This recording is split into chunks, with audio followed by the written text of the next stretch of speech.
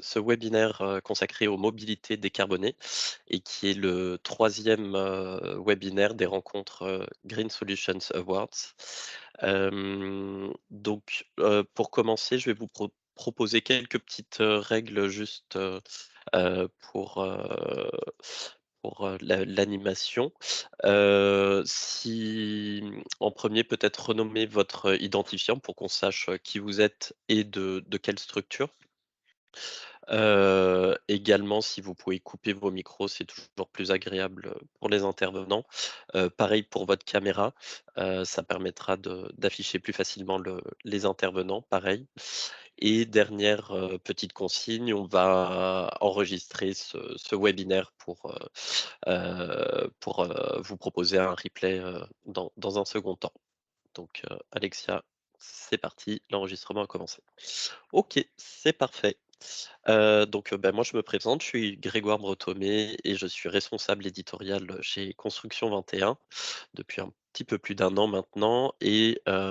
Voilà, avec Alexia qui s'occupe du concours des Green Solutions Awards, on a préparé ce webinaire pour mettre en avant des projets qui ont postulé à ce concours et donc donner des exemples pratiques sur un des sujets important de la ville durable et du bâtiment durable, c'est-à-dire la mobilité. On a souhaité à travers ce webinaire montrer un peu l'idée que une approche systémique sur ce genre de questions permet d'apporter des réponses plus précises et plus efficaces. Et donc les trois projets qu'on va aborder aujourd'hui, est-ce que la personne qui a mis son micro peut le couper, s'il vous plaît? Merci. Voilà, aujourd'hui, l'objectif, c'est de vous présenter, vraiment 3 illustrations, trois projets concrets voilà, tout en les inscrivant dans des choses, très pratiques. Sans perdre de temps, je vais vous présenter les intervenants. Donc voilà, on aura d'abord, une prise de parole de Virginie Poli pour, BNP Paribas Real Estate, suivie de François Cantineau, directeur général de Lumine Toulouse et président de Toulouse Logistique Urbaine, et on finira avec l'intervention de Valérie Dubouchet, chef de projet chez Suez. Quelques mots juste avant de commencer sur, les Green Solutions Awards. Donc voilà, je suppose que vous connaissez, déjà le concours, enfin, ou si vous ne le connaissez pas, on récompense les bâtiments et les quartiers, exemplaires, en termes de démarche, de durabilité. Voilà, c'est des concours ouverts à tous. Il suffit de déposer une étude de cas sur notre site. On en a plus de 1500 depuis la création de Construction 21, donc vraiment une forte base de données. Et le but de ces études de cas, c'est d'inspirer des nouveaux acteurs de se lancer dans ce type de projet. Et donc, c'est un peu l'esprit de ce webinaire ce matin, de vous partager 3 projets pour inspirer des nouvelles pratiques.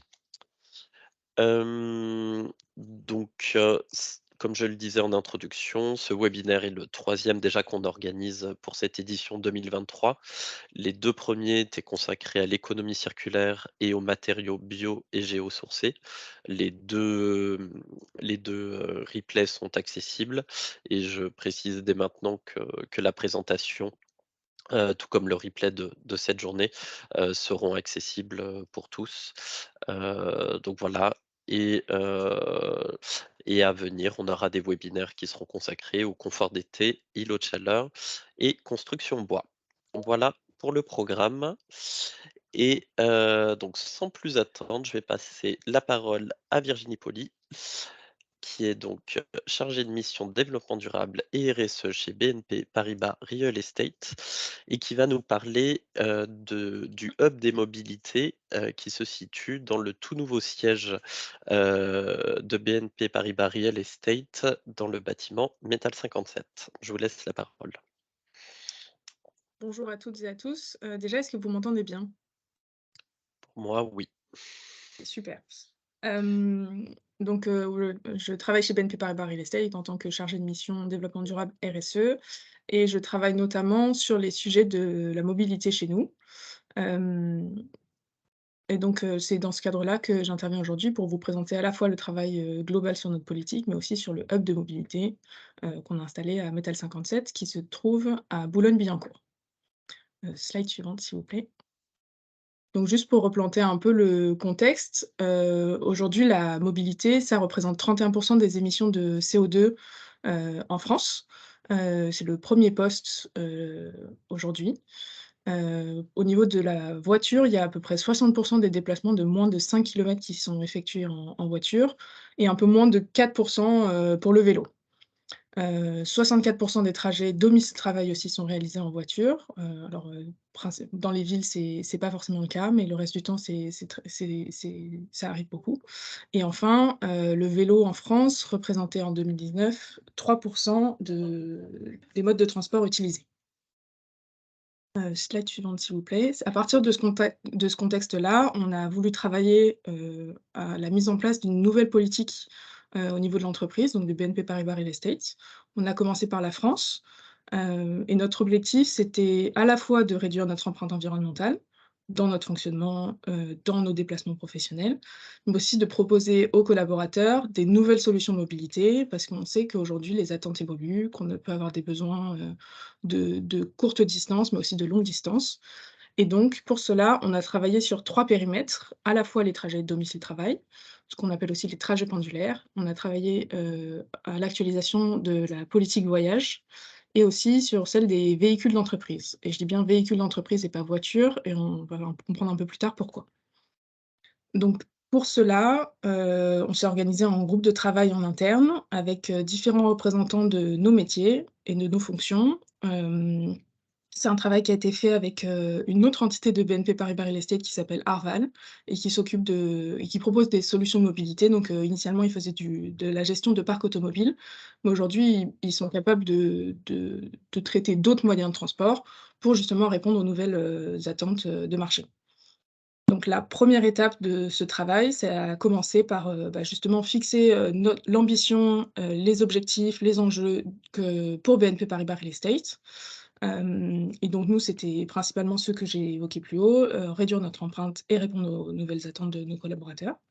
Ensuite, ça a été un travail un petit peu long et qui a mobilisé beaucoup de personnes puisqu'on est allé récolter des données, à la fois auprès, des achats, de la comptabilité, de l'environnement de travail, parce qu'on avait beaucoup de données sur le sujet de la mobilité, mais qui sont un peu toutes éclatées, dans différents services dans une entreprise et donc on a rassemblé tout ça pour mieux comprendre comment est-ce qu'on se déplaçait, sur quelle distance, quel coût ça a et ensuite pouvoir proposer, derrière des nouvelles solutions de mobilité.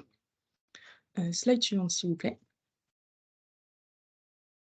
Et donc ce qui est ressorti de l'ensemble de ce travail-là, c'est un certain nombre de grandes nouvelles mesures. Au niveau de la politique véhicule, donc comme je le disais tout à l'heure, aujourd'hui on va parler de politique véhicule de fonction, ce qui veut dire qu'on va proposer à la fois des voitures, mais aussi des scooters et des vélos de fonction. Et ça permet de mieux répondre, aux personnes qui peuvent avoir, des besoins de plus courtes distances pour les vélos et pour les scooters, aujourd'hui, nos commerciaux, notamment dans l'immobilier, se déplacent beaucoup avec ce mode de transport et donc on voulait leur permettre de profiter de cet avantage-là dans le cadre de la politique véhicule de fonction.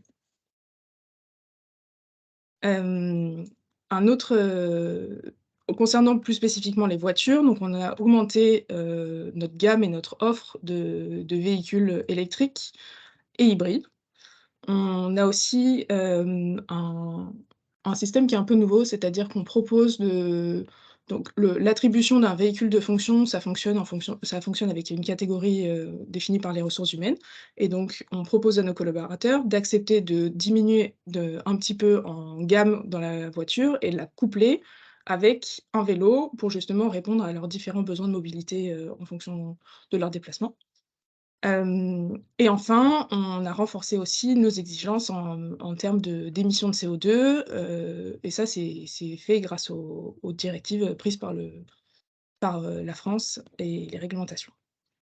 Pour la politique voyage, on encourage en fait à l'utilisation de moyens de transport à faible impact environnemental, c'est-à-dire qu'on va augmenter nos contraintes, en ce qui concerne, l'avion par rapport, au train, par exemple. Et ce qui était et aussi un meilleur respect de la politique voyage d'une manière générale. Et ce dont je vais vous parler, dans quelques instants, c'est la mise en place du hub de mobilité.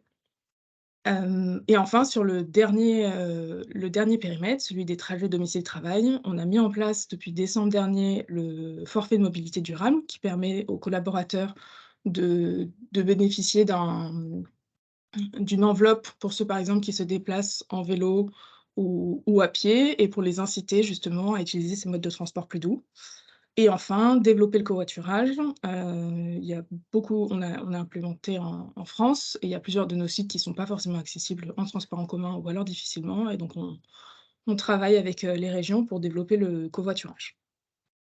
Maintenant, si on se concentre un peu sur le hub de mobilité, donc c'est la première grosse mise en œuvre de cette, nouvelle, politique de mobilité durable. Toujours avec, Arval, donc l'autre entité de BNP Paribas Real Estate. On a installé dans dans le parking de Métal 57, donc il se situe au -1, un hub de mobilité qui consiste à proposer 4 voitures, hybrides ou électriques, 18 vélos électriques et 8 trottinettes à usage partagé. Donc comment est-ce que ça fonctionne? On a un système de réservation, avec une application. Ça peut aussi se faire, via un site internet, mais le principal système qui fonctionne, c'est celui de l'application et donc vous entrez un itinéraire que vous voulez faire et après l'application vous recommande, le meilleur moyen de transport que vous pouvez utiliser. Donc ça peut être, une voiture, pour une longue distance, un vélo pour un rendez-vous en journée, par exemple, dans Paris quand, vous travaillez à Boulogne, et cetera. Et donc aujourd'hui, c'est mis en place et c'est proposé à l'ensemble de nos collaborateurs pour des trajets à la fois professionnels et personnels. Donc pour les trajets professionnels, aujourd'hui, on remarque que ce sont principalement, les commerciaux qui vont en avoir, l'usage. Et pour les trajets, personnels, donc c'est ouvert à tout le monde, le soir notamment et les week-ends, heu, moyennant, pour les voitures et les trottinettes, une petite participation financière. Toujours plus avantageuse que si vous passiez par une solution externe. Un autre point qu'on avait remarqué, parce qu'on avait déjà essayé dans notre ancien siège de mettre en place des vélos partagés, pour des usages professionnels, c'est qu'on donne la possibilité aujourd'hui, par exemple, si vous avez un rendez-vous, dans l'après-midi, et que ça vous rapproche de votre domicile, vous n'êtes pas obligé de rapporter le vélo, à Métal 57, mais vous pouvez le garder avec vous et puis vous vous engagez, à, revenir avec le lendemain matin, vers 9 heures pour que justement qu'il soit à disposition d'autres personnes qui pourraient en avoir besoin. Hem et donc donc tout ce travail, comme je disais, on l'a effectué avec, Arval, qui nous ont accompagnés à la fois sur la mise en place de la politique, ensuite dans l'installation du hub au parking OR-1.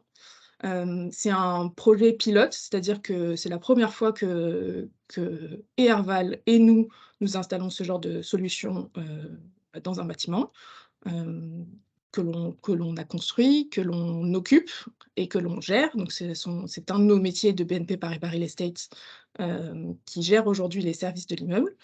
Et donc l'objectif à la fois pour Aval et pour nous, c'est d'apprendre de cette mise en œuvre pour derrière, bah, nous pouvoir le proposer aussi, sur d'autres opérations, immobilières, soit en construction, soit que l'on a en gestion. Ce qu'on remarque, principalement, c'est que la mobilité, c'est un sujet qui a besoin d'être animé, régulièrement pour réussir à embarquer, les collaborateurs dans, ces nouveaux usages. Donc, beaucoup de communication, de l'animation aussi pour essayer de lever les freins qu'il peut y avoir, par exemple, à l'usage d'un vélo ou d'une trottinette, donc c'est de la sensibilisation, à la sécurité routière. Ça peut être, on l'a déjà fait, mais on a proposé à des collaborateurs de s'inscrire à une sortie à vélo ou sortie trottinette pour justement essayer de voir comment est-ce que la prise en main d'un vélo se faisait, comment est-ce qu'on roule, en ville, avec l'un de ces modes de transport. Et donc, aujourd'hui, c'est vraiment une des recommandations qu'on pourrait faire à la suite de ce hub, c'est il faut quelqu'un qui anime et qui est prêt à à prendre ça en main pour vraiment que ça puisse fonctionner, heu, dans le quotidien et que ça soit utilisé. L'un des autres sujets aujourd'hui qu'on se pose, c'est comment est-ce qu'on peut ouvrir ce service aux autres utilisateurs de l'immeuble? Parce qu'aujourd'hui, c'est uniquement un service réservé aux collaborateurs de BNP Paribas Real Estate, mais nous partageons l'immeuble avec 5 ou 6 autres locataires. Et donc là, c'est des freins et notamment liés aux assurances, qu'il faut lever et donc aujourd'hui, ça fonctionne à partir du moment où vous souscrivez à l'utilisation du hub de mobilité, vous avez une assurance dédiée à cet aspect, enfin à la ces questions de votre sécurité quand vous utilisez un des véhicules du hub. Un autre point, dont j'ai pas parlé, mais toute cette politique et ce hub de mobilité, on l'a co-construit.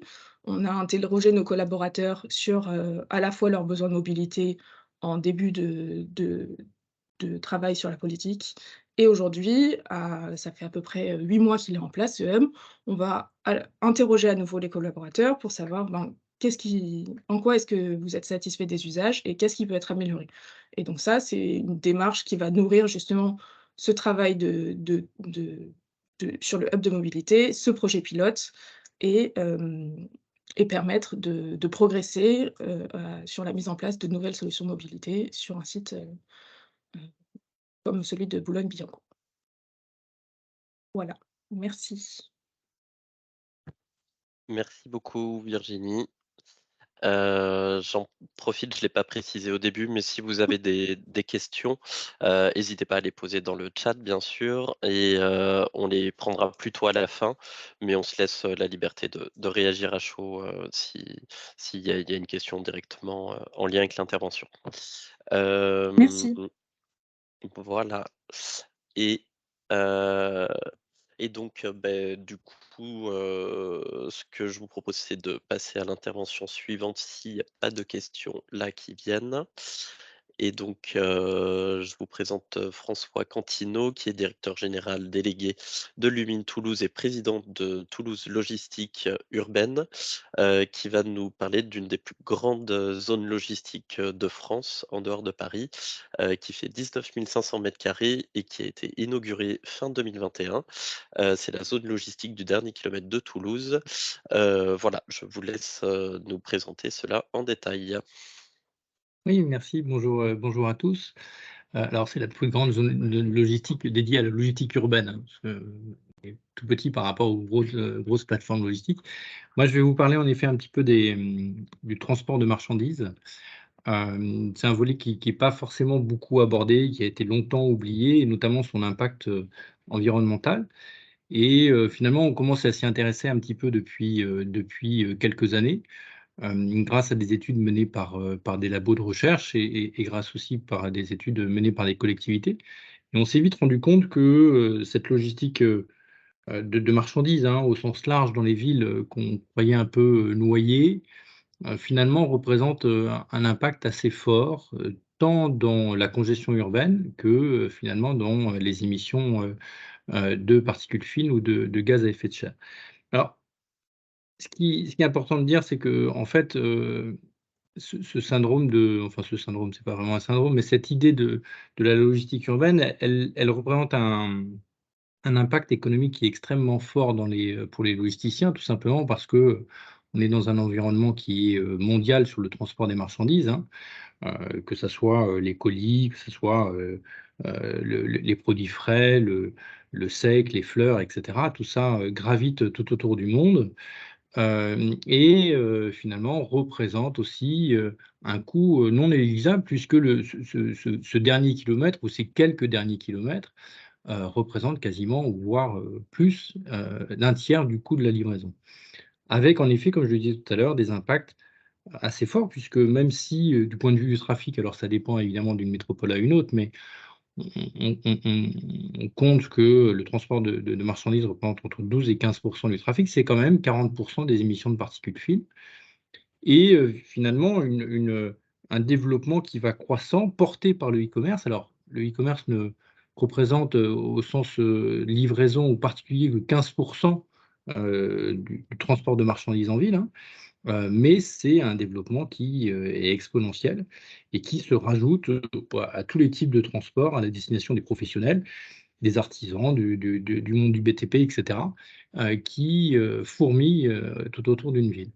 Alors face à ce constat-là, finalement, en fait, et qui peut poser problème ou qui va poser problème petit à petit, outre les aspects réglementaires qu'on verra tout à l'heure, il y a différentes solutions qui peuvent exister. La première, c'est évidemment de transporter plus vert, avec la logique de décarboner. Alors transporter plus vert, j'allais dire, c'est assez facile, même si, c'est des choses qui vont s'améliorer, qui s'améliorent toujours, tout simplement parce que, on peut s'appuyer sur des énergies électriques, gaz naturel, hydrogène, hein, qui, existent, qui vont se miniaturiser, qui vont devenir moins chères et qui finalement vont faciliter, la possibilité de passer d'un transport thermique vers un transport à faible émission. Les véhicules aussi vont se développer, hein, en termes de, vous connaissez les vélos cargo, les poids lourds électriques qui commencent à faire leur apparition, hein, voilà. Les véhicules légers évidemment, et puis tous les autres modes de transport, transport fluvial, les drones, les robots. Je vous ai mis des petits exemples que vous voyez sur la partie droite de la présentation de robots développés par le groupe La Poste, qui permettent de développer les facultés d'emport de colis. La deuxième idée, c'est finalement, après l'idée de décarboner, c'est l'idée de désaturer. C'est-à-dire qu'en effet, quand vous remplacez 10 000 véhicules thermiques par 10 000 véhicules électriques, il reste toujours 10 000 véhicules. Et face à une ville ou une métropole qui se développe, qui va croissant, qui mélange en effet beaucoup de types de transports possibles, inimaginables, la désaturation de l'espace urbain, c'est un véritable enjeu. Alors, pour les logisticiens, ça passe évidemment par l'idée d'une mutualisation, hein. Ce n'est pas quelque chose de très évident, la mutualisation, puisque ça nécessite de transporter dans un seul véhicule des produits et des marchandises qui viennent de différents chargeurs, de différents donneurs d'ordre. Outre l'aspect, comment dire, système d'information et comment dire, tracing de l'ensemble des produits, évidemment, en fait, il faut aussi réussir à obéir aux injonctions des consommateurs qui réclament que, en effet, un colis doit être livré en temps et en heure. Et avec en effet cette logique du e-commerce qui fait que l'instantanéité du transport devient quasiment une règle, et donc évidemment quand, vous commandez quelque chose le matin et qu'il doit être livré l'après-midi, c'est difficile, voire impossible pour un transporteur, d'organiser en effet, une mutualisation pour que son véhicule parte à plein et surtout ne revienne pas à vide. Voilà. Donc ça, c'est un effort qui est quasiment peut-être plus difficile à faire que le fait de muter vers un transport, ou un mode de transport plus vert. C'est en effet la possibilité de mutualiser. Alors il y a des exemples qui existent, hein, qui fonctionnent, dans des grandes métropoles, de rassembler, l'ensemble des produits de différents transporteurs vers un site unique, et pour favoriser ensuite la livraison par un seul véhicule plutôt que par une flopée de véhicules. Alors, vous avez compris que derrière, il y a le, comment dire, le principe de l'infrastructure qui est importante. C'est pour ça qu'en effet, dans le groupement Lumine que je représente, il y a un actionnaire important qui est le groupe La Poste, et qui, comment dire, promeut l'idée de réimplanter des sites logistiques de proximité, à proximité des centres urbains, à proximité de zones de chandise. Tout simplement parce que, en effet, en repoussant en dehors de la ville les grands centres logistiques, bah, finalement, vous ne favorisez pas l'idée d'utiliser des modes de transport à faible émission qui, malheureusement, pour l'instant, sont confrontés avec des difficultés d'autonomie qui font qu'en effet, on ne peut pas être trop loin de nos zones de distribution pour pouvoir utiliser ces véhicules. Donc, on va passer à la slide suivante, d'où l'idée, en effet, de se dire pourquoi pas réimplanter en fait de la logistique urbaine, mais de la logistique urbaine enfin, spécialisée dans ce type de transport, proche des centres-villes pour mieux achalander la ville d'une certaine manière. C'est l'exemple de Toulouse. Alors, Toulouse, c'est un exemple intéressant, tout simplement parce qu'il n'est pas né de la seule volonté du groupe La Poste et de l'autre participant qui est la Cemaris, l'exploitant du marché de Rungis qui constitue Lumine. Il est surtout né de la volonté de Toulouse Métropole de développer dans Toulouse Intramuros vraiment une plateforme dédiée à cette idée de la logistique urbaine et d'une logistique urbaine décarbonée. Cet outil, en fait, c'est vraiment un outil au sens industriel du terme, il vient en complément de plusieurs choses. Il vient en complément d'une idée, enfin d'une volonté réglementaire, qui n'est pas propre à Toulouse maintenant, mais qui est propre à toute l'Europe, hein, finalement, avec la mise en place des zones à faible émission mobilité. Mais il vient aussi d'une réflexion purement toulousaine consistant à mettre en place un plan de déplacement des marchandises pour mieux réguler ce type de transport et l'organisation du transport de marchandises dans la ville. Le côté innovant en fait de cette plateforme, dans la slide un petit peu avant, le petit point jaune représentait un petit peu son emplacement. Donc on est vraiment dans Toulouse Intramuros. Ceux qui connaissent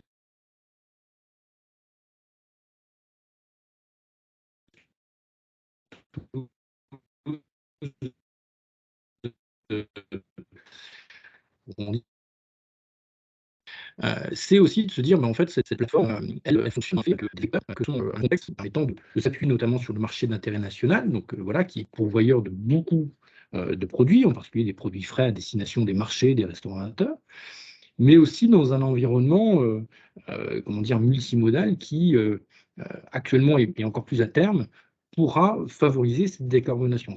En effet, on s'appuie évidemment sur le transport routier décarboné, mais on s'appuie aussi sur le canal latéral à la Garonne, bientôt, j'espère, sur la voie ferrée, pas encore, mais j'espère aussi, qui nous permettra en effet de créer un pôle multimodal dédié justement à cette partie logistique urbaine. Alors cette plateforme, elle est importante parce qu'en effet, elle fait 19 500 m² et c'est vrai qu'il y a quelques éléments de comparaison assez peu en France, à Paris, Porte de la Chapelle et bientôt à Lyon, dans lequel on arrive à des structures relativement équivalentes. Et en fait, même si sur le principe, elle n'est pas très importante en volume, mais elle nous permet quand même de rassembler différents acteurs, voilà, de les insérer dans un seul et même lieu, où on va retrouver des acteurs du colis, des acteurs de la palette, voilà, donc de ce qu'on appelle le plus de 30 kg dans notre jargon, du sec, du frais. Et avec cette optique de proposer dans cette plateforme un outil leur permettant de passer d'un mode de transport thermique, donc plutôt régional ou international, euh, pour effectuer en effet ce dernier kilomètre sur des modes de transport à faible émission. C'est pour ça que, en effet, on a installé beaucoup de bornes de rechargement, environ 70 bornes de rechargement, tant pour les véhicules que pour les salariés.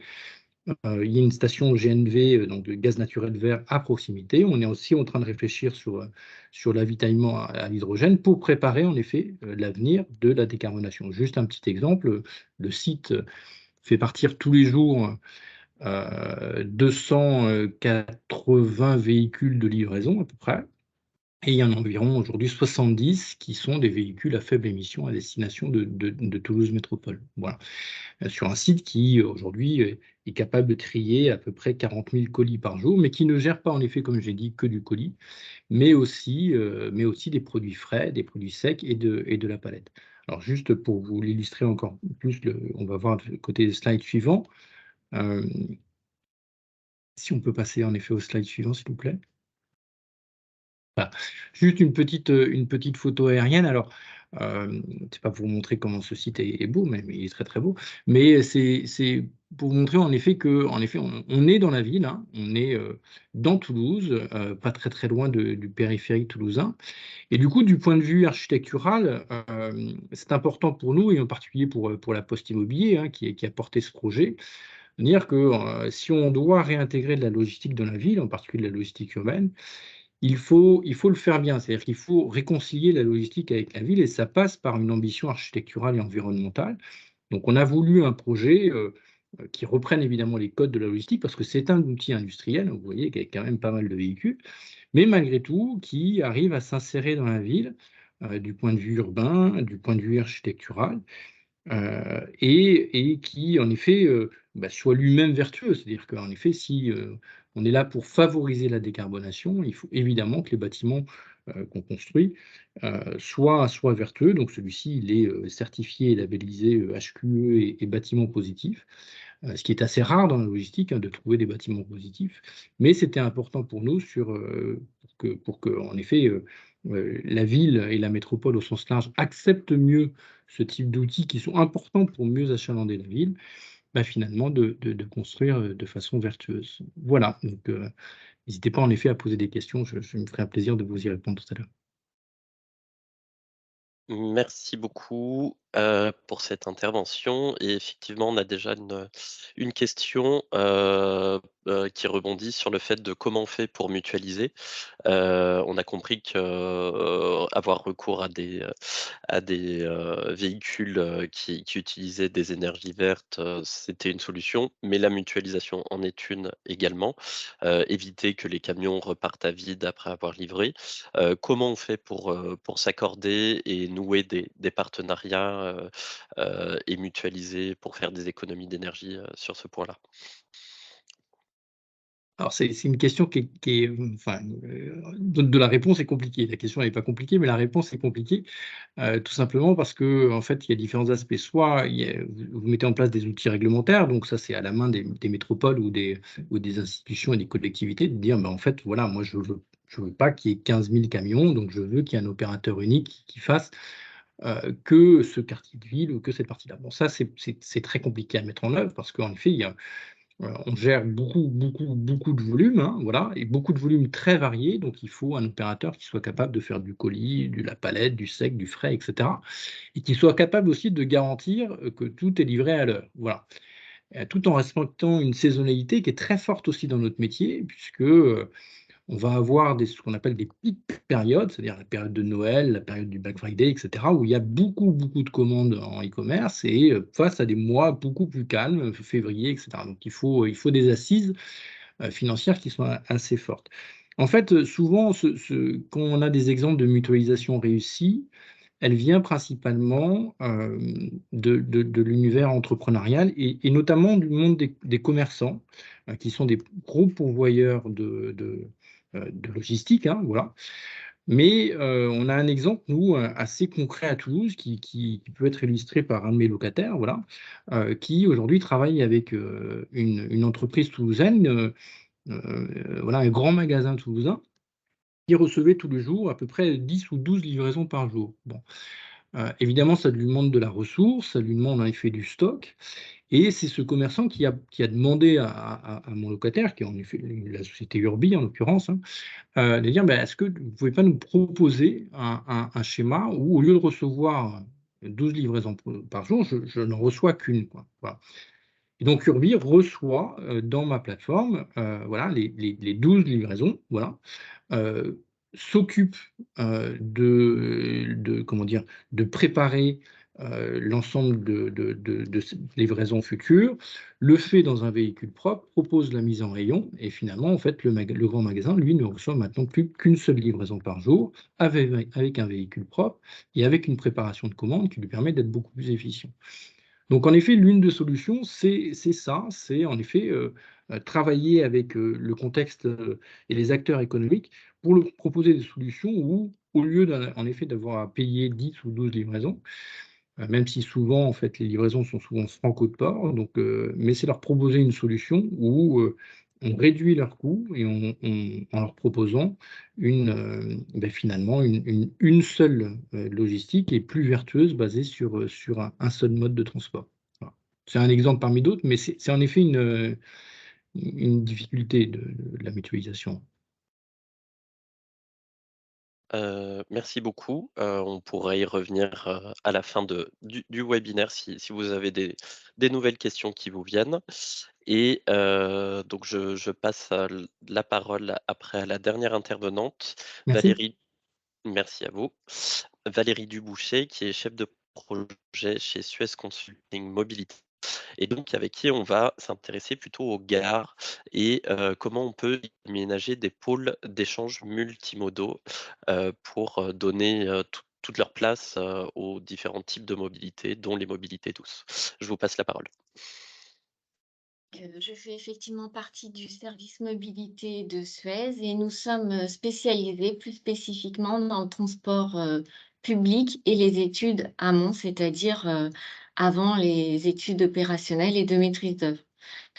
Donc, on réalise par exemple des études de bus à haut niveau de service et de téléphérique. Et personnellement, j'interviens plus précisément sur l'aménagement des pôles d'échange, donc qui sont en fait les études préparatoires à la maîtrise d'œuvre.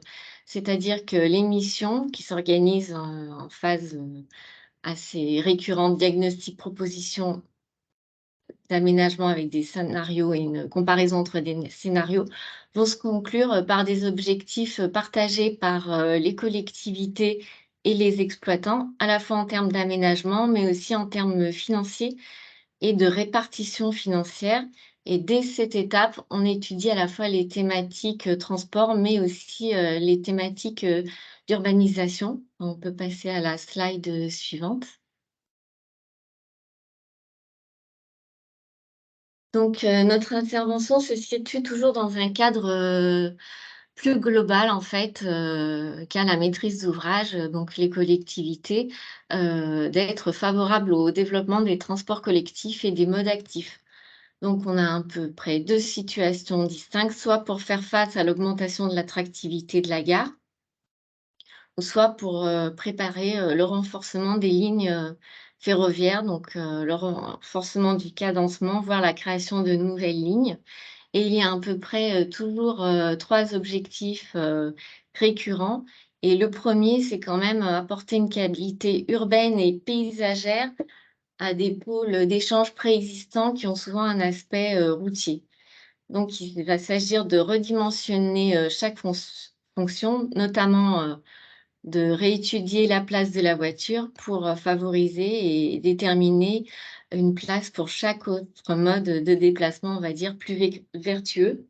Et on s'inscrit aussi souvent, dans des problématiques de sécurité ferroviaire, parce qu'il existe encore beaucoup de passages à niveau à proximité des gares, voire, pour desservir lesquels il existe encore des passages planciers, c'est-à-dire qu'il n'y a ni souterrain, ni, passerelle pour accéder, aux quais ferroviaires. On peut passer à la slide, suivante.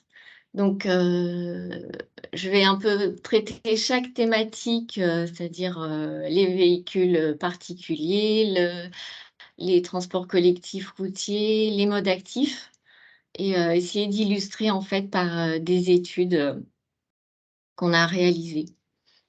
Donc, pour la problématique du stationnement, ben, qui est assez souvent envahissant, on va avoir un peu 2 situations, différentes.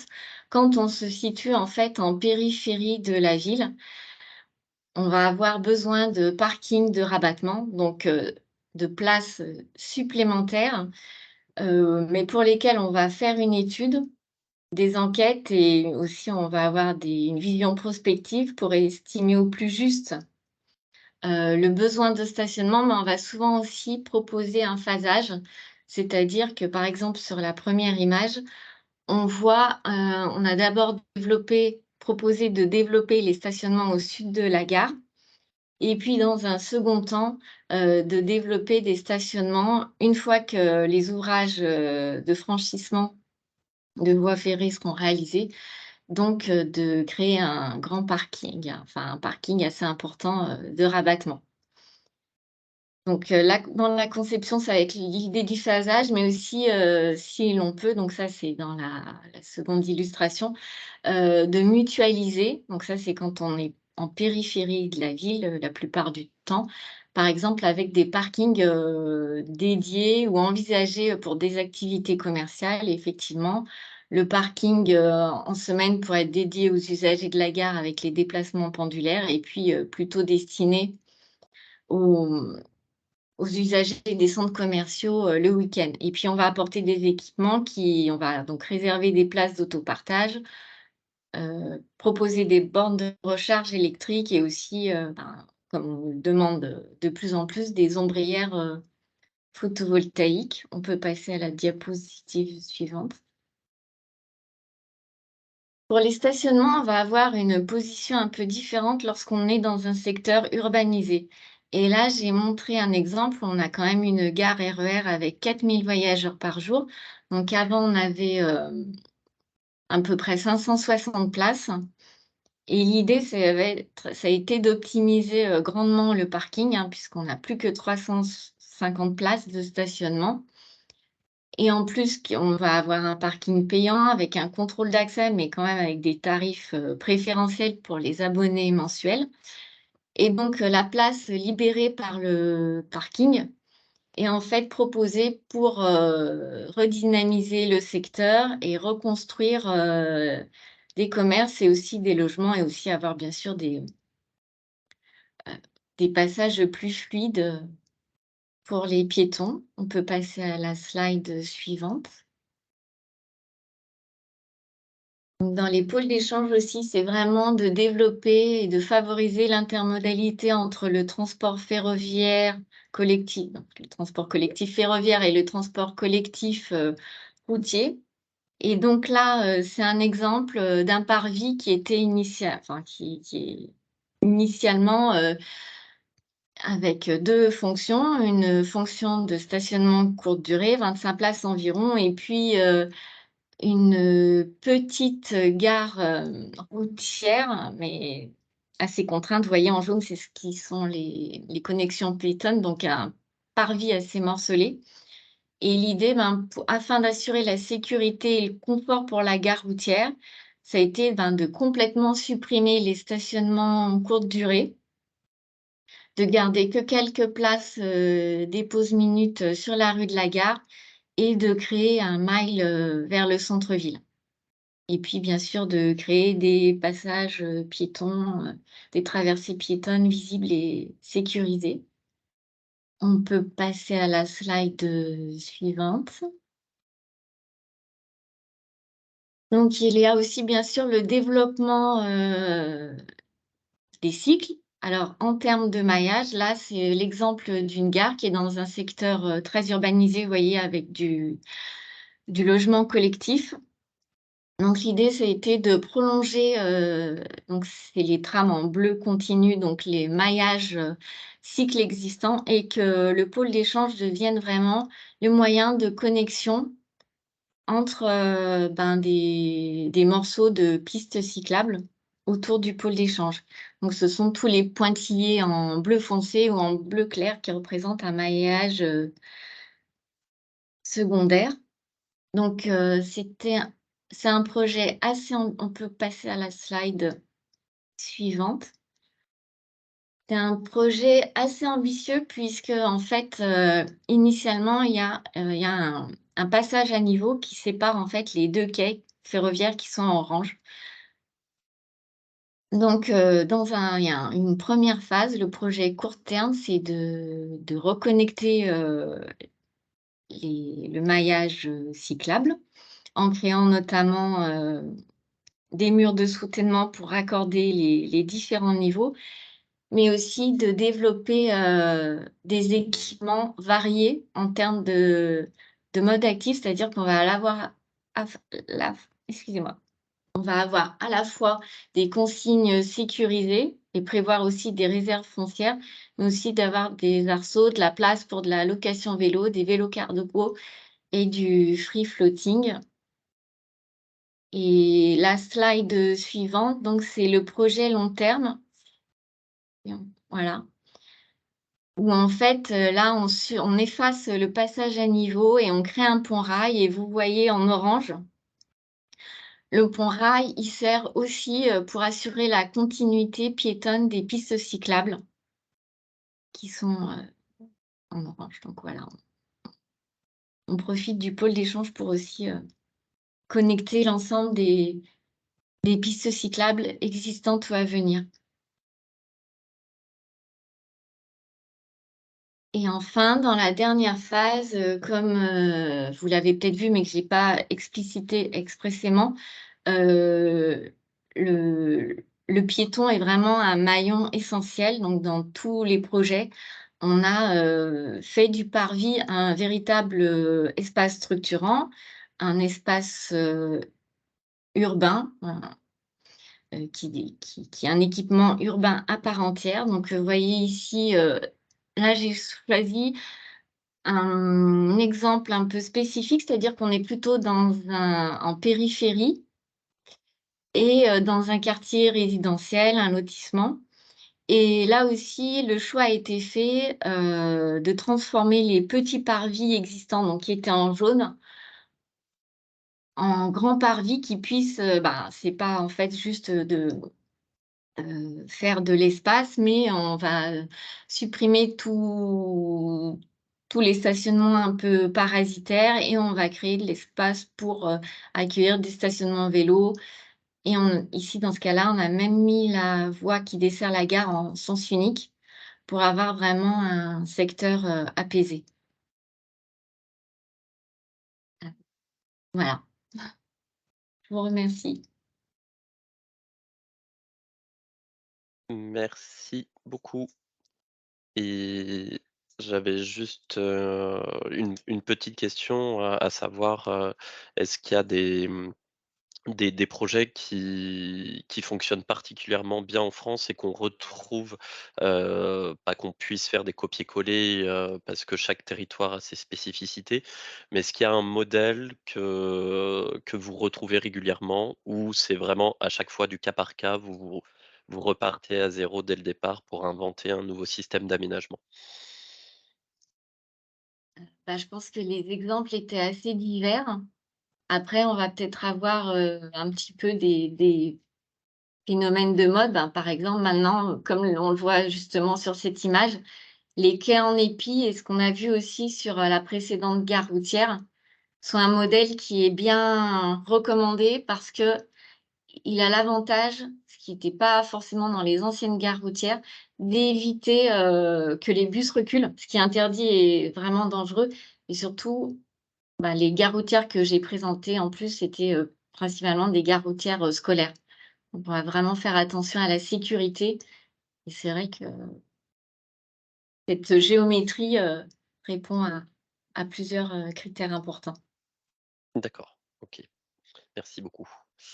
Je crois qu'on avait une, question, pour François, qui, demandait plus de détails sur l'exemple cité d'Ourbi. Voilà, vous disiez qu'au lieu de recevoir 12 camions de livraison, il n'en recevait plus qu'un seul. Et donc du coup, la question c'était vu que le nombre de livraisons initiales ne change pas, juste l'endroit où elles sont livrées, quel est le bénéfice de cette mutualisation? Enfin voilà, est-ce que vous pouvez nous en dire plus? Alors je me suis sûrement mal exprimé, en effet, le client final qui était le grand magasin recevait initialement, 12 transporteurs par jour pour livrer ses produits. Il n'en reçoit plus qu'un maintenant. Et ces 12 transporteurs, ils arrivent toujours, sauf qu'ils ne rentrent plus dans la ville. Ils viennent justement sur cette plateforme, Toulouse Logistique Urbaine pour déposer leurs produits, donc avec des semi-remorques. Et ces produits, ils sont, mutualisés, rassemblés dans la plateforme, triés, préparés, voilà, pour ensuite être livrés par un seul véhicule, un véhicule, en l'occurrence un poids lourd électrique, qui va les déposer maintenant dans la ville. Donc, en effet, le bénéfice, c'est que ces 12 véhicules de livraison, ces 12 porteurs, donc, voilà, soit des 12 tonnes, soit des porteurs plus importants, ne rentrent plus dans la ville, ne polluent plus la ville, puisque c'était évidemment des véhicules thermiques. Ils s'arrêtent en périphérie de ville et en effet, leur produit et rassemblés et transposés vers un véhicule à faible émission. Voilà. Donc c'est en effet le bénéfice. Le bénéfice, il est moins de véhicules et le remplacement par un véhicule à faible émission. OK. Ce que j'ai vu en effet, pour boucler la boucle, au sens strict du terme, il y avait aussi une question sur, mais comment, retravailler sur la reverse logistique? Je me permets de répondre aussi à cette question parce que c'est exactement le même exemple. C'est-à-dire qu'en fait, ce qu'il faut garder à l'esprit, c'est que la logistique urbaine, c'est des marchandises qui viennent du monde entier. Mais pour arriver à un système vertueux, c'est un travail au point de croix entre, les différents transporteurs, et les différents clients à une échelle qui est une échelle, non pas supranationale, mais qui est souvent une échelle, quasiment métropolitaine. Et dans cet exemple-là, en effet, mon locataire, Urbi en l'occurrence, propose cette solution de mutualisation, mais en contrepartie, il récupère en revenant l'ensemble des cartons et des palettes et des films plastiques, générés par la production du magasin. Donc il revient, au lieu de revenir à vide, il revient en effet avec ses déchets. C'est des déchets propres en l'occurrence, qui sont ensuite, ramenés directement vers un centre de traitement. Donc, l'idée est vraiment d'optimiser le transport en allant dans un sens avec un véhicule à plein, voilà, et en repartant avec un véhicule qui, soit le moins vide possible et en l'occurrence avec cette partie récupération des déchets. Mais cet exemple-là, il est là aussi pour illustrer le fait qu'en effet, c'est pas si facile et ça réclame en effet un travail vraiment, vraiment de grande finesse, avec les collectivités, avec les acteurs économiques, avec les transporteurs, avec les chargeurs. D'où la difficulté finalement à généraliser ce type d'exemple à une échelle nationale. Merci beaucoup. Et j'ai une question pour Virginie. Vous avez évoqué l'application Arval qui permet justement de jongler entre les mobilités, de les gérer, sur le hub des mobilités de votre siège social. Est-ce que l'application, est disponible pour d'autres opérateurs justement en dehors de BNP, Paribas Real Estate? Oui, oui, bien sûr, ça fait partie de l'offre de service d'Arval. Et à partir du moment où vous installez l'une de leurs solutions, ils peuvent vous proposer l'application Arval Mobility App, c'est le nom de l'application. D'accord, C'est la OK. solution qui permet de gérer et réserver la mobilité. D'accord, OK, et j'imagine que, bah, du coup, le fait que ce soit un outil numérique, ça permet sans doute de récolter de la donnée et peut-être d'améliorer le service, de mieux prendre en compte, les besoins, des usagers. Je ne sais pas s'ils mènent un travail là-dessus ou s'il y a des choses, qui sont en cours? Bah, ils peuvent notamment dire quelle solution de mobilité a été réservée, Mmh. à quelle fréquence, sur quelle distance et nous après ça nous aide à voir s'il y a besoin de réévaluer, le nombre de véhicules par exemple, vélo, voiture, trottinette ou alors de pousser justement l'une de ces solutions pour pouvoir, encourager leur utilisation. Mmh mh. Et donc, sur le site de Metal 57, qu'est-ce que vous avez, constaté? Quel est le type de mobilité qui a le plus de succès, sur votre site? Aujourd'hui, ce sont les voitures, mais elles ont aussi un usage, en soirée qui est utile et les vélos, D'accord, OK. moins les trottinettes. Moins les trottinettes, OK, et l'activité se déroule également pendant le week-end? Est-ce que c'est plus dur de faire fonctionner le système le week-end ou les habitudes changent un peu? Alors en fait, on a commencé par ouvrir le service uniquement aux usages professionnels. Donc les usages personnels ont été lancés, fin janvier et donc aujourd'hui, on a encore peu de recul sur, l'utilisation et notamment pour le vélo et la trottinette. On sait que de toute façon, ces solutions de mobilité, elles sont un peu moins, choisies, en période hivernale. Donc on n'a pas encore énormément de recul là-dessus et c'est un début de service. Mmh. D'accord, d'accord, d'accord.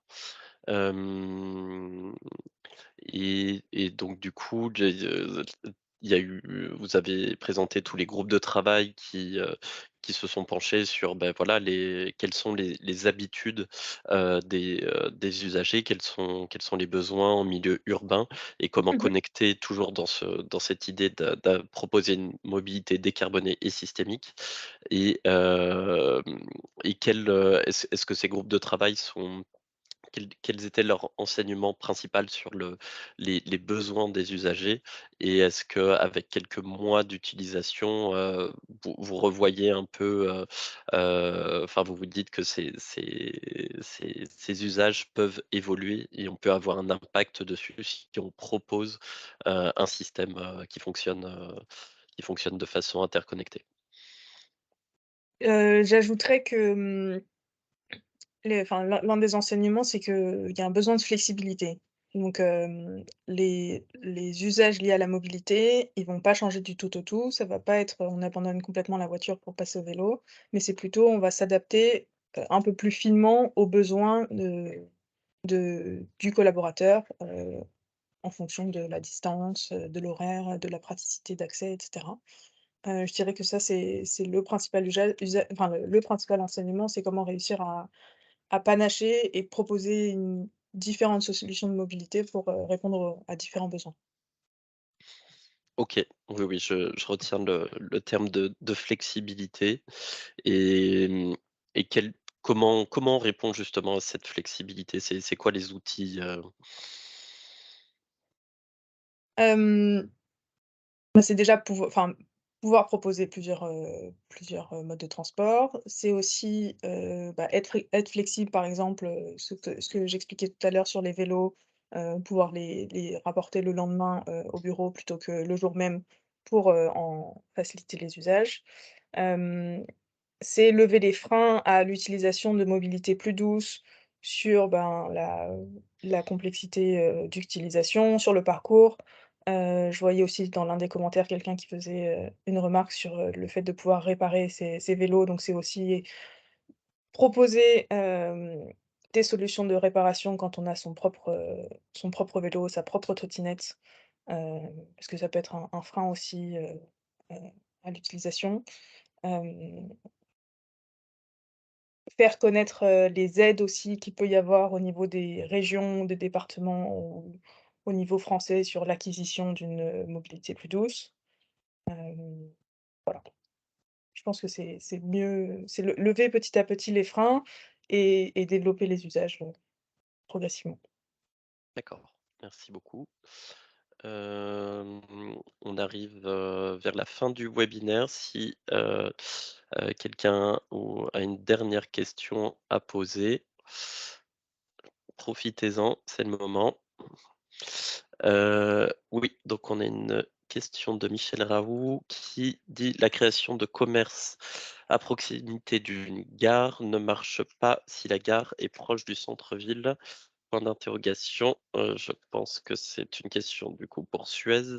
Je vous laisse, Heu, oui, prendre la alors parole. en fait, là, c'est Gare et Connexions va souvent avoir, aussi des programmes, parce que je ne l'ai pas montré, mais dans certains projets, il y a des bâtiments désaffectés et de toute façon, le type de commerce qui va être implanté va être en débat avec la commune et SNCF Gare et Connexions.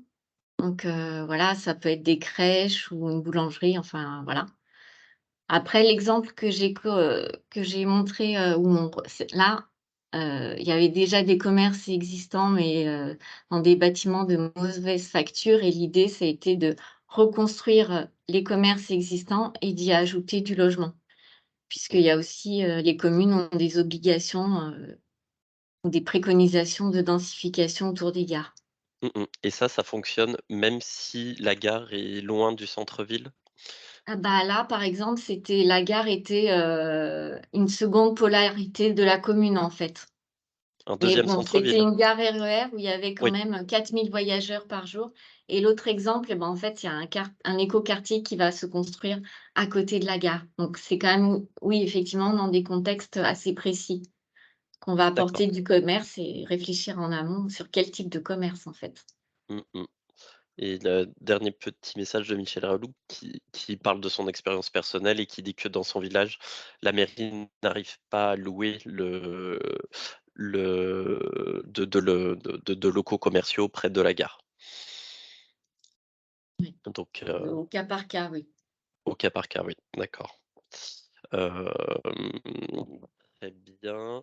Peut-être chacun des intervenants en une phrase ou 2, reprendre la parole très rapidement pour voilà, donner un message final sur voilà, qu'est-ce qui est important si demain on veut pousser les mobilités décarbonées, dans l'approche systémique, à quoi il faut penser et voilà, pour mettre en place des solutions, pratiques et efficaces.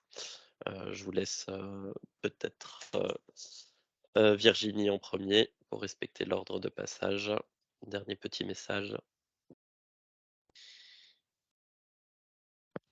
Hop, je ne sais pas si elle m'entend.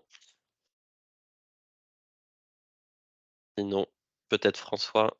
Peut-être vous pouvez Oui. oui, Hem, non, alors le message, va être très, très court, mais il consisterait à dire qu'en effet, hem, que ce soit dans les outils de développement urbain, les outils, portés par les métropoles, les villes, il faut pas oublier la logistique, en particulier la logistique urbaine, parce qu'elle est importante pour faire vivre une ville, hein. Une ville qui n'est pas capable d'être achalandée, et en particulier être achalandée vertueusement, hein. C'est un frein au développement économique, c'est un frein aussi, au comment dire, au développement sociétal des habitants qui se sont habitués à des modalités d'achat. Donc, on a eu, pendant longtemps tendance à repousser en effet la logistique loin des villes parce qu'elle est en effet, elle utilise de l'espace, du foncier. Aujourd'hui, il y a des modes, de comment dire, de construction, de développement qui font qu'on est capable de développer des logistiques urbaines vertueuses dans des bâtiments qui sont aussi vertueux. Vous avez vu l'exemple de Toulouse où on s'appuie sur une plateforme qui bénéficie, d'un foncier assez important, mais on sait aussi faire des plateformes ou des outils logistiques intégrés dans la ville, voilà, dans des habitations plus mixtes, voilà, avec des logements, au-dessus, et cetera, où, la partie logistique n'occupe que, un rez-de-chaussée ou des étages supérieurs.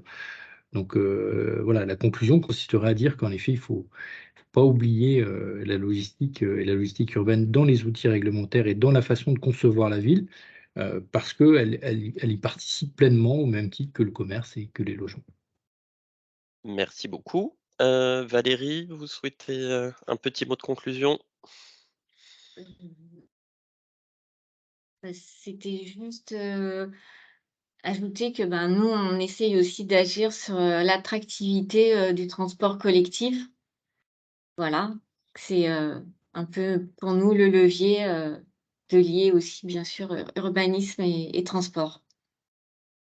Super, c'est très clair, merci beaucoup et Virginie peut-être si elle nous entend? Hop, voilà. Un mot pour conclure, je dirais c'est de l'accompagnement au changement et à la pratique des nouveaux usages. OK. L'ingrédient, indispensable pour embarquer un maximum d'usagers. Voilà. OK. Très bien. Eh beh, merci, aux intervenants, merci à vous aussi qui avez suivi ce webinaire. Donc il est à présent terminé et donc bah, je vous invite, notamment dans le cadre des Green Solutions Awards, on est en période de vote, vous pouvez voter pour les projets qui vous plaisent le plus. Voilà, aujourd'hui, on vous a présenté 3 projets qui sont sur notre site et qui en font partie. Si vous voulez en voir, plus, vous pouvez vous connecter et donc voter pour vos projets préférés, de bâtiments en France, mais également aussi à l'international. Donc voilà et si vous avez vous-même, des bâtiments à référencer, la plateforme de Construction 21 est toujours ouverte. Voilà, vous avez jusqu'au 28 avril pour voter. Et les gagnants du concours, eux, seront dévoilés au mois de juillet, mais vous serez bien sûr, informés de ça en temps et en heure. Oui.